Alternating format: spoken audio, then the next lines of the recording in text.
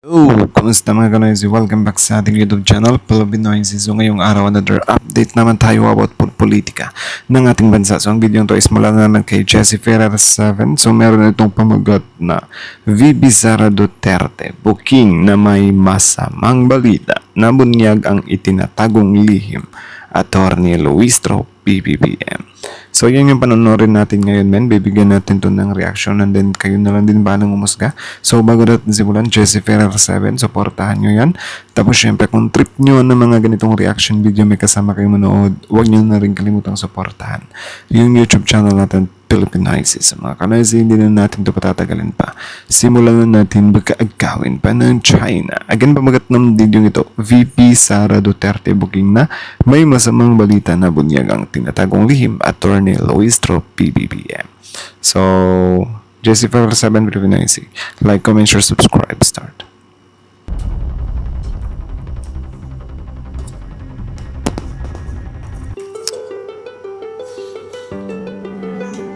Babaha na naman ng iyakan ngayong patlap na eleksyon. Drama.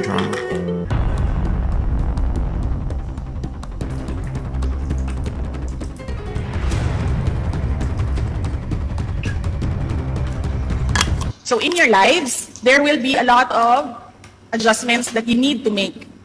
You need to have a plan A, a plan B, a plan C. Because your lives, you do not control your lives. Your lives is under a magnificent God. He will put you where He wants to be. Stop. Is under magnificent God. Bakit go na go kayo? 'Di ba? Sa extrajudicial killings or sa war on drugs. 'Di ba wala sa war on drugs yung wala sa Bible yung war on drugs. So, parang ang weird, 'di ba? Na parang galing mismo sa anak na sobrang pro sa war on drugs. Tapos magbabanggit ng God about life, about gaano ka precious ang life, gaano ka magnificent ang life. Like, what the heck, man? Seryoso. In His time, and in His will, in His time. Formal nang inimbitahan ng House Committee on Justice si Vice President Sara Duterte para personal na dumalo sa impeachment hearing nitong darating na March 25, araw ng Miyerkules. Tatalakayin sa pagdinig ang ground rules at paunang proseso sa mga reklamong impeachment na inihain laban sa kanya. Kabilang sa agenda ang discussion on impeachment hearing ground rules at ang initial hearing on the impeachment complaints na inihain ng dalawang grupo ng complainants. Nakalista rin sa agenda ang other matters, kabilang ang action sa mga nakabinbing misyon o kahilingan para sa supina, schedule ng masusunod na pagdinig at pagtukoy sa mga resource persons at testigong iimbitahan para sa unang full hearing na nakatagda sa April 14. Naniniwala si House Committee on Justice Chairperson Representative Jervy Luistro na dapat ay si Vice President Sara Duterte ang magpresenta ng ebidensya na magpapatunay na inosente siya. Sa isang panayam, sinabi ni Luistro na dapat ay personal na dumalo si Duterte sa mga hearing ng impeachment complaint laban sa kanya kung gusto nitong pabulaanan ang mga akusasyon sa kanya. Dahil dito ay hindi niya pinapayagan ang mga abogado ni Duterte na mismo magpresenta ng mga ebidensya o mag-cross-examine ng mga witness. Kaya nga di ba, like, ikaw yung gumagawa ng mga kababalaghan na yan tapos iaasa mo sa abogado. Parang nagmumukha ka lang tuloy takot, di ba? Di ba? Pinapakita mo lang na baka meron nga silang leverage laban sa'yo. Or baka may kalalagyan ka nga talaga. Kasi di mo kayang harapin Kung tutusin nga, wala ngang dapat katakutan to si Sara Duterte kasi ma-impluensya to kahit papano Diba? I think yung kinakatakot lang naman talaga nila kapag nag-proceed yan, tapos maraming ebidensya.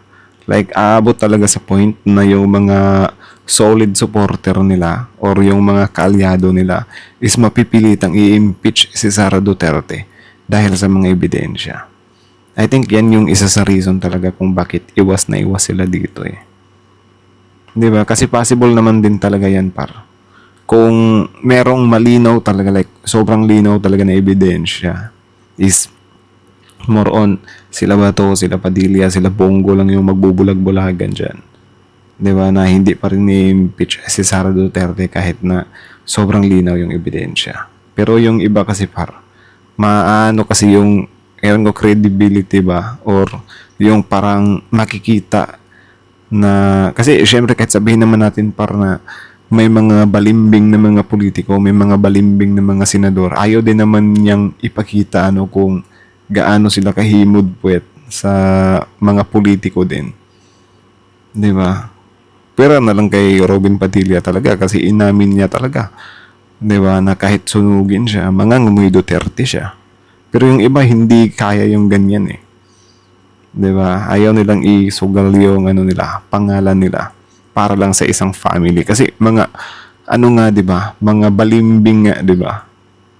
Kung sosobrahan nila yung paghalik sa puwet ng tao na yan, mahihirapan na sila sa susunod. Like for example, ito sila Robin. Kung wala ng Duterte dito sa Pilipinas, I mean, hindi na makapasok sila sa Sara or whatsoever. Parang hindi na magiging relevant to eh. 'Di ba? Kasi ang pakilang naman talaga ng mga DDS is Duterte lang naman. 'Di ba? Kaya nga nung nawala si FPRRD, doon talaga nila pinag-focusan kay Sara Duterte. Kahit na sobrang linaw yung confidential funds na may kababalaghan nga talaga. Diba? This is just a preliminary investigation. That is why the participation of lawyers is not encouraged. Ani Luistro, yung sinasabi natin na nakukonceive natin na it's the lawyer speaking for the respondent, that should happen in the trial. Dagdag pa niya. Samantala, nagbabala rin si Attorney Jinky Luistro na maaaring maharap sa contempt ang mga bangko na tatangging sumunod sa direktiba ng komite na magsumiti ng mga bank records na may kaugnayan kay Vice President Sara Duterte. Tsaka ito din para si Sara Duterte kasi ang reason kung bakit dapat hindi niya iasa sa mga abogado niya yan. Kasi, tatakbo siyang presidente oh. Dapat, ngayon pa lang mismo, siya mismo, kaya niyang i-defend yung sarili niya. Diba? Dito sa parang local problems or internal problems. Internal issues, something like that. Kasi paano na lang kung meron tayong conflict sa ibang bansa? Paano niya i-handle yan? Diba? Actually, parang good points pa nga sa kanya to eh.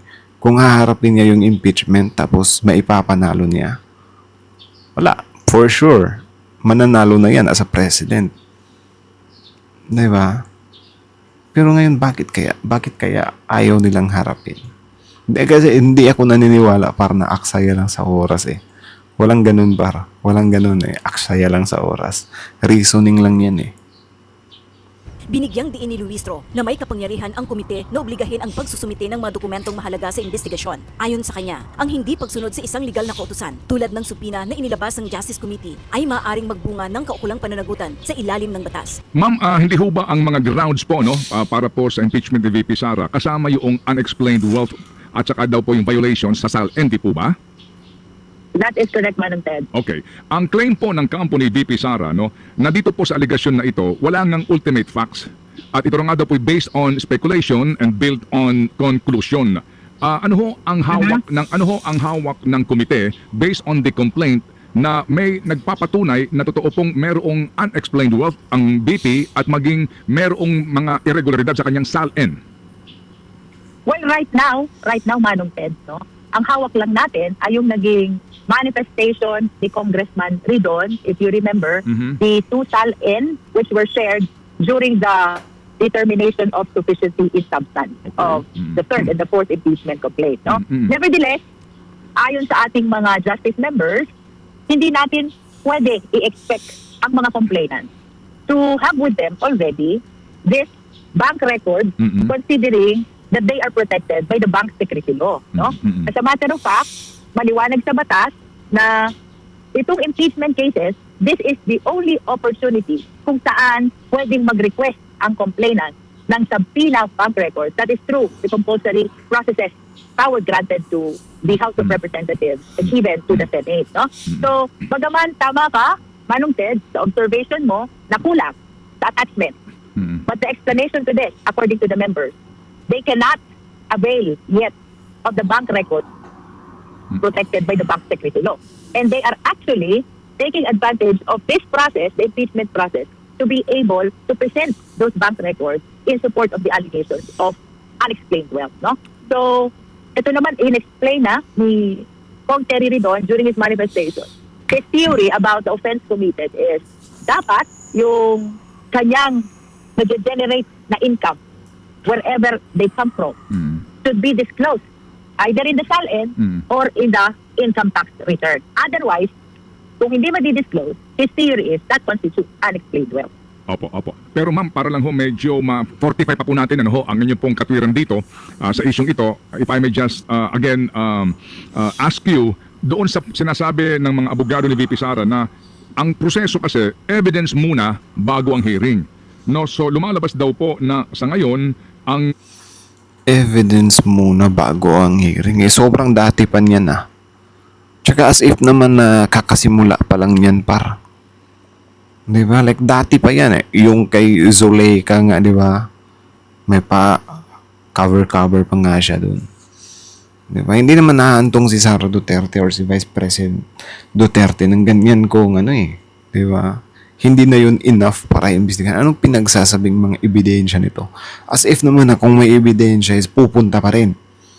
E di mas lalong hindi pupunta yan kung meron na talagang ebidensya like super 1,000%. Di ba? Ngayon nga lang eh. Di ba? Ngayon nga lang hindi na nga makapunta eh. What more kung sobrang solid na talaga ng ebidensya? Baka mag-alakibuloy na lang din yan. Magtatago na lang din yan. Di ba? Ganyan talaga sila eh. Sometimes, inaano nila yung yung mga ginagawa nila kapag meron silang mga nakikitang pwede nilang ipantapal. Di ba? Like, parang gina-justify nila ba? Like yung pagtatago ni Bato. Biglang babanat na hindi, may ICC kasi. Like, anong kinalaman ng pagiging senador mo yung ICC? Di ba? Hindi naman kailangan ng kasalanan ng Senado kung bakit, parang time will ka, mahabulin ka ng ICC. Di ba? Nagtatrabaho ka eh. Hindi mo naman pwedeng sabihin na ganyan, ganto. Puro na lang reasoning talaga tong kampo nila, no? ang Justice Committee ay naghahanap pa lang ng ebidensya sa particular na grounds na ito na unexplained wealth at yung SALN violation. O bakit daw po kumbaga hindi man lang nagpakita ng katibayan tungkol dito at ito na agad dinesisyonan na may grounds dito po sa particular na allegation na ito. Again, ma'am, please. Let us remember, Manong Ted, no? There are 5 steps. 5 steps before the Justice Committee to complete the impeachment proceedings, no? Yung evidence na nire-require dito, it's just reasonable amount of evidence. It is not substantial evidence, it is not probable cause, lalo namang hindi proof beyond reasonable doubt, no? As a matter of fact, to be specific, nowhere in the rules will you see the amount of evidence required. The only parameter is, according to the Supreme Court, it depends on the exclusive judgment of the justice members whether the complaint on its face and on its attachment can be declared as sufficient in form and in substance. No? Wala pa po tayo sa trial, wala pa po tayo sa determination of probable cause. Kaya ang sabi ko po kahapon sa ating opening statement, hindi po ito paglilitis. We are just trying to find reasons which will justify the continuation of our impeachment proceeding. No? So granting na wala pang bank record, granting that the SALN available to the committee is the 2 SALN which were manifested, shared by Congressman Ridon, we took note of the fact that this bank records cannot be availed of yet by the complainant. As a matter of fact, they need to make use or explore the compulsory power of the Justice Committee to be able to avail themselves of this bank record and present them before us in support of the allegations of unexplained wealth. Okay. Now, with regards to SALN and even ITR, ito naman ay public records which are easy to actually inquire into and to present, no? And to complete the explanation, Manong Ted, no? Ang hinahanap pa lang po natin dito, tapat na dahilan to move forward. Okay. And under the rules, nowhere will you see. Wala naman nung sinabi ang rules na ang kailangan ay substantial evidence. Wala naman nung sinabi ang rules na kailangan na ng probable cause. The probable cause will be determined pa pag natapos ang ating hearing proper. In other words, Manong Ted, the reason kung bakit, bagaman sa kakulangan ng ebidensya at this point in time, since unexplained wealth, bakit na-consider siya na sufficient in substance? It is because that is the judgment of the individual members of the Justice Committee. According to them, may sapat ng dahilan para mag-proceed to the next step of the impeachment proceeding. Again, Tsaka last year pa naman yan, may sapat na dahilan na talaga para mag-proceed. It's just, inano lang talaga ni Escudero dati, But, yeah, dati pa yan. Kaya parang ang weird lang din pakinggan na sasabihin nila na bakit ganyan, ebidensya mo or whatsoever. Dapat siniguro nyo muna yan. Like, men, matagal na yung sigurado, na magic lang talaga ng kabila. But hopefully, ngayon, hindi na nila ma-magic yan. And then, magtuloy-tuloy na talaga. Para maramdaman din natin yung, di ba, justice. Yun pong determination of form and substance, hindi po yan paglilitis. We're not trying to establish the guilt or innocence of the respondent. We're trying to find reasonable justification kung bakit magtutuloy-tuloy ang impeachment proceeding. The same is true dun sa nangyari kahapon, Manong Ted, which is determination naman of sufficiency in ground. Hindi rin yun paglilitis. Ang hinahanap natin, reasonable justification why we should proceed to hearing proper. No? Opo. And the thing is, Manong Ted, ang naging observation ng mga justice members kahapon, sayang yung answer ni VP. Because it failed to respond directly to the allegations of offenses and grounds which could have convinced the justice members. Kabado pala tong gusto nilang iluklok na presidente. Di ba? Kung gusto niya talaga magpasikat para patunayan niya. Di ba? Warakin niya yung impeachment complaint na yan. Di ba? Para maano talaga yung pangalan niya, tawag siya, ma-establish niya na talaga na parang, man, I am Zimmerman. Sara Duterte, Zimmerman sa Division. Di ba? Pero wala parang iisipin mo na lang, ngayon pa lang impeachment complaint, tapos takot na, biruin nyo. Siya yung dapat pagpaliwanagin, pero idadaan niya sa abogado. Di ba? Na supposed to be, parang practice debate niya nga yan Di ba? Pero parang sasayangin niya. Ano yan? Not to boast in towards the declaration of sufficiency in ground. Okay. Na sana, na-prevent yung pagtutuloy-tuloy doon sa hearing proper. All right, ang mahalaga muna, no? So you have the House Panel Committee already finding the two complaints, both the third and the fourth, having sufficient grounds. Una, let's explain sa ordinaryong mamamayan, ano ba ang kaibahan ng sufficient grounds at sufficient in substance? Right. Pag sufficiency in substance, we are supposed to decide based on the complaint. No? As a matter of fact, it should be based on the face of the complaint and the attachments if there are attachments. No? You will remember after our declaration of sufficiency in substance, pinasagot natin ang respondent. We issued a notice to the respondent to file an answer within a period of 10 days. And indeed, nag-file naman. That answer should be considered as well in the determination of sufficiency in ground. No? As a matter of fact, not just the answer. Kasama dapat yung reply. Ang problema lang, nag-waive ang complainants to file a reply. Kasama din dapat yung rejoinder. Kaya lang, because of the waiver, there is no reason to anticipate a rejoinder. No? So kung yung sufficiency in substance, naka-base lang sa complaint. Dito sa sufficiency in ground, it should be based on all the responsive pleadings. Complaint, answer, reply, rejoinder, including the affidavits which they will be submitting or they submitted and the evidence which are available already. No? So this sufficiency in ground is actually the trigger point or the question whether or not the impeachment proceeding shall proceed to the next step, that is the hearing proper. Okay, is this a new addition? Doon parang mafe-feel mo na rin talaga na may tira yung impeachment na inihain nila ngayon. So, yun nga. Ano na lang talaga doon sa kabila kung paano nila i-handle yan, Pero I think yung gagawin nila dyan is parang iwas-iwas or, gagawa sila or iti-twist nila yung story doon sa mga DDS nila kasi yung mga supporter nila kung ano naman yung ipi-feed up sa kanila is inaano naman nila, tinitake naman nila, So, yeah, medyo pala to. Sa Senate lang talaga yung problem dito. Kasi kung sabihin natin na nga to sa House, hindi pa rin Parang, hindi pa rin talaga tayo pwedeng mag-celebrate, kasi baka magaya lang din dati na magic nila yung, but sana hindi. In the last three impeachments, coming from ERAP, from Renato Corona, Merceditas Gutierrez, hindi ganito ang naging sistema, Representative Luistro. So, dito naman, you are calling for a hearing proper pa. Is that correct? You've That is defined it correct. as a mini trial or hearing proper.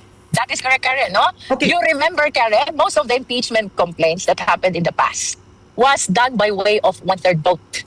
Yeah. Kaya, wala tayong nakitang proceedings before the Justice Committee. As a matter of fact, ang natapos lang daw talaga na proceeding in the Justice Committee is the Sereno impeachment complaint, where in fact, nagkaroon din daw ng mini trial. Well, that is in as far as the officials of the House are concerned. Not the congressmen, but the the committee secretaries and the people working behind the Justice Committee. No? So, to your question, ito ba'y bago o luma? This is luma.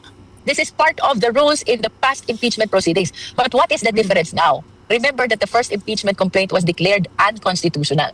That is the impeachment complaint filed in the 19th Congress. And of course, the justice members now are very cautious. They are very cautious in complying with every step of the rules of impeachment of the House of Representatives. And Kaya yan yung reason din talaga kung bakit takot na takot sila. Takot na takot si Sara Duterte. Kaya kung mapapansin nyo sa Facebook, sa Facebook, doble kayod na yung yung mga tagapagtanggol nila. 'Di ba? Like gumagawa na sila ng storya, tinitwist na nila para lang talaga mapabagsak to. Tingnan natin. Kasi hindi rin biro yung impeachment na yan eh. that is why, considering that this determination of sufficiency of ground is a significant part of our rules under Section 7, because if we don't do this, this might open an opportunity for the other party to raise again an issue by way of petition to the Supreme Court. Gumagapang kami pa rin sa rules. Gumagapang kami. That's why I always say we have been very conservative in our approach in this impeachment complaints because we do not want to be a subject matter again of another petition possibility to declaration of unconstitutionality of the any stage of the impeachment proceeding. No, so it is more of us being very, very careful this time to avoid what happened in the first impeachment complaint. Okay, so for the audience, I'd like to read your 5 steps, no? 5 steps in the impeachment that the House Justice Committee must pursue. Number 1, yung filing and referral to the Committee on Justice. Number 2, determination of sufficiency in form and substance. Tapos na yon. Number 3, determination of sufficiency in grounds. Tapos na yon. Pang-4, hindi naman trial, but nakalagay, hearing the presentation of evidence, memoranda, and witnesses. Okay, Correct. so what will we expect in this particular stage? Kasi ang sabi ni Attorney Michael Poa, they can't cross-examine anyway. Walang cross-examination. And There if the is. Vice Pre- There is under the rules. Under the rules, there is. So they can cross-examine a witness. However, Karen, the direct examination and the cross-examination must be conducted by the justice members alone.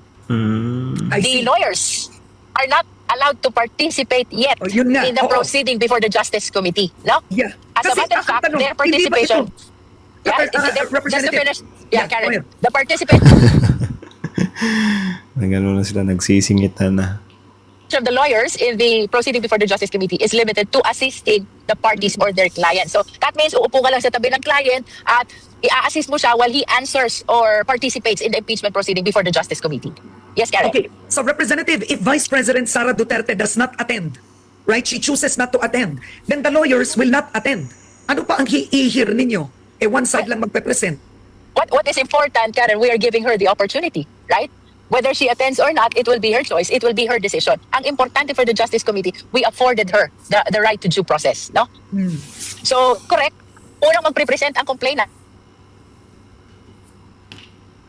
Okay, we're losing Representative Luistro because she's Considering that actually... this is just a proceeding before the Justice Committee, similar to a preliminary investigation by a fiscal in a criminal Yun. case, no? Oo. Where the participation of lawyers are actually not encouraged, no? Talagang mas maganda na mag-participate ang ating Vice Presidente for her to be able to present her evidence and her witnesses because this will be considered in the determination by the justice members of the existence or non-existence of probable cause. Because you are correct, Karen, when you said, how will she present her evidence if she will not attend and the lawyers are not allowed yet to participate? You're correct on that. Oo. Kasi Representative, ang tanong dito, is the House Justice Committee, are you taking the role of the impeachment court? Kasi okay, yan ang pag-usapan. No. By having No. this hearing, hindi ba That is- dapat sa impeachment court ito ginagawa? That is why, Karen, I called the proceeding, the hearing proper before the Justice Committee as a mini trial. Mini. To distinguish it from the full-blown trial which will happen in the Senate. No? The purpose of this hearing proper, or which I describe as a mini trial, is to give opportunity to both parties, the complainant and the respondent, to present their witnesses, to present their evidence, so as when we determine the probable Ano kaya yung napakalaging libro, no? cause, the justice members will be guided. May probable cause pa, considering the evidence presented by the complainant and the counter evidence presented by the respondent. That's why this is very significant for the respondent to consider, no? Kasi this is the opportunity for her to counter the evidence of the complainant. And if she doesn't counter, of course, anong mangyayari dito sa evidence ng complainant? It will be unrebutted. In which case, there's a possibility na magkaroon ng probable cause because these are unrebutted, no? Okay, is there a limitation to how long you can conduct, meaning the House Justice Panel, how long it can conduct this mini trial or the hearing of presentation? What's your limit? The only limitation we have is the 60 session days. No? Okay. The 60 session days which is given to the Justice Committee to finish the entire proceeding before the Justice Committee and bring the committee report to the plenary. Okay, because some sources say, and nakita naman natin in the past, candidates can be destroyed by holding the hearings for so long. One that happened to former Vice President Jejo Marbinay. I remember the hearing that went on so long in the Senate at one point, di ba? So, ang Tsaka parang yan nga din yung nangyari nung first impeachment, di ba? Pinapahaba ni SP Escudero, former SP Escudero. Di ba? So, ewan ko kung anong impact niyan or bakit nagkaganyan. Ano ba, nagkakaroon pa ba ng pakiusapan? Di ba? Kinukumbinsi pa ba yung mga kumag na yan? Parang ganyan na lang talaga. But, yeah. tanong ng ilan is, will the House Justice Committee use this opportunity to, kumbaga, pahahabain nyo itong hearing ng presentation para masira ang reputasyon ng Vice Presidente instead of just voting on it, deciding it's sufficient, letting the plenary decide, padadala ba yan sa Senado, and then you have the Senate convene as an impeachment court. Definitely, Karen, no, the purpose of this hearing proper is not to destroy the reputation of the Vice President. The purpose of this hearing proper is to provide avenue for both parties to present evidence. Yan din yung problema, kasi, syempre, parang ginagawang narrative yan sa kabila Nasinisiraan, pinopolitika. Pero, di ba pwedeng, sabihin mo na lang is, itong mga nangyayari sa akin ngayon, kasalanan ko rin to. Ako din yung sumisira sa pangalan ko kasi kung hindi ko pinasok tong mga kabulastugan na to, baka walang impeachment na ganito. Di ba? Dapat dun sila sa mindset na yan na parang, bakit ba i-impeach tong taong to? Gaano ba to ka-legit?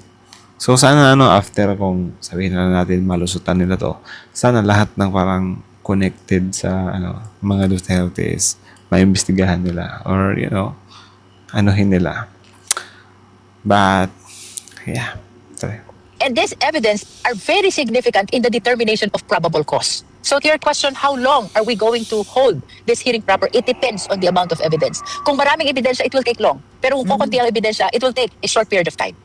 So that's how it is, Karen. But basta ang importante, Karen, magkaroon ng basis ang justice members in the determination of probable cause. Because how can they determine probable cause if the parties will not present their respective evidence supporting the impeachment complaint and the motion to dismiss, the desire for this impeachment complaint to be dismissed, no? Kasi ito naman yung prayer dun sa answer the dismissal of the impeachment complaint. But then what's interesting is what happens if you only have one presenting. You'll only have the complainants presenting. The camp of the Vice President will not be responding, nagpe-present. And you are obligated to remain neutral, meaning you yourself. That's you cannot correct. you can't question. So most likely you have committee members who will agree to the presentation of evidence, or maybe you have a few in the Justice Committee who will question it, but most likely you'll have many agreeing to the presentation of evidence because you have Laila de Lima there, the Representative Laila de Lima. She was one of those who endorsed the complaints. Representative Tino is also there.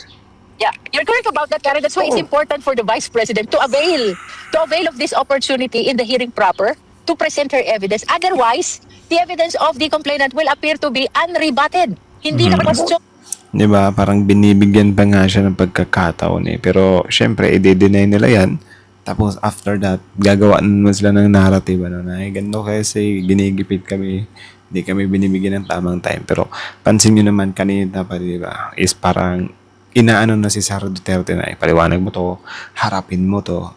Di ba? But, I think Sara Duterte, hindi niya haharapin yan. Ewan ko kung dahil ba guilty or talagang hindi niya lang feel pumunta doon. Pero kita niyo naman kung paano niya inano yung mga tawag dyan, mga pwedeng kay Sara Duterte dito, di ba? I think mabigat to pare. Mabigat to sa una. Tapos sabi nga ni Ma'am Chinky, di ba, is parang mas nagiging cautious na ngayon kasi nga nangyari na ngayon dati. Tapos kung mapapansin nyo yung Senate President is iba, hindi yung si Jesus Escudero. Kita nyo, din, ang nakakalungkot din pare is yung issue kay Jesus Escudero, parang wala, tahimik na. Yeah, like, sobrang bilis lang. So, ewan ko ba kung kailan makukulong talaga lahat ng mga kurakot. But man, nakakalungkot talaga. Nakakalungkot na nasa ganitong state na naman tayo. Tapos kita nyo naman, parang kapag panagutin pa tong mga kumag na to, sila pa yung nagagalit. Sila pa yung gumagawa ng istorya na ginigipit or whatsoever. Pero kita nyo naman, sobrang plain lang, di ba? Na parang ito, harapin mo to. Di ba? I-debunk mo to. Sagutin mo to. Pero yun nga, nakakapagtaka. Bakit? Bakit hindi nila masagot-sagot? Kala ko ba dati, sabi niya, ay hindi, may naalala ko ba? Wait, alalahanin ko lang ha. Yung duality ng mga DDS. Yun, naalala ko na. Sa Tokhang. Di ba ngayon, kita nyo naman, Sara Duterte, tagong-tago, sila Kibuloy, sila Bato, di ba? Hindi nila maharap-harap yung mga issues nila, yung mga iba ibinabato sa kanila, especially Sara Duterte.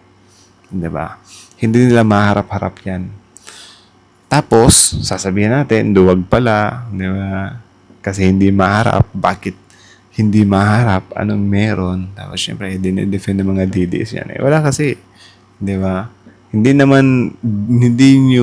kayo yung tamang way. Sino ba yung tamang way na di ba? Gawan yan. Sila yung nasa power ngayon di ba? I mean, sila yung namumuno ngayon. Tapos parang dito na papasok yung yung kung i-connect mo yung stand ng mga DDS about dun kasi nagagalit yung mga DDS kapag sinasabihan silang kung wala kang kasalanan, ba't ka nagtatago? Parang inaano nila yan na di ba? Nagtatago ka, hindi, inaano nila yan as parang hindi, nagtatago kasi si Sara Duterte kasi baka magipit siya, di ba? Pero bakit kapag sa inyo mangyari yan, di ba, na parang tinatanong kayo, ba't kayo nagtatago? Ba't kayo nagtatago? Yung sa Tokhang. Di ba? Sabi dati, unfair yung Tokhang. Pero bakit sinasabi ng mga DDS na parang, kung wala ka namang kasalanan, kung hindi ka naman na-addict, ba't ka matatakot? Di ba? Ba't ka matatakot?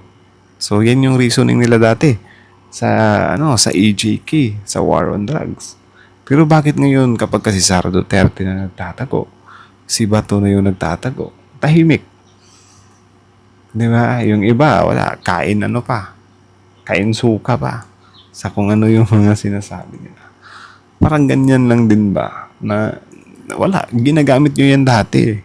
Nung time ni FPRRD. Na kung hindi ka naman addict, ba't ka takot? So meaning, pwede din namin sabihin kay Sara Duterte, kung hindi ka talaga magnanakaw, bakit ka takot? Bakit kailangan pang humantong na abogado mo yung papaharapin mo? Di ba? Ano bang satisfaction makikita ng taong bayan dyan kung abogado mo yung haharap? Di ba? Tsaka akala mo naman talaga, sobrang busy, hindi makaharap. Kaya lalo tuloy magdududa yung mga kababayan natin kasi wala. Nangingilag ka Di ba? Hindi mo maharap-harap. So anyways, sa mga excited dito sa pagdating ng impeachment day kay Sara Duterte, comment down your opinion below and then pag-usapan natin yan sa comment section. So again, Jesse Ferrer 7, supportan nyo yan. Tapos, I think TV5, sila Ted Filon at saka yung si Chacha. Tapos syempre Filipino IC. So like, comment, share, subscribe. So that's it na lang muna. Thank you so much for watching. Jesse Ferrer 7, Filipino IC. Like, comment, share, subscribe. Filipino IC is out.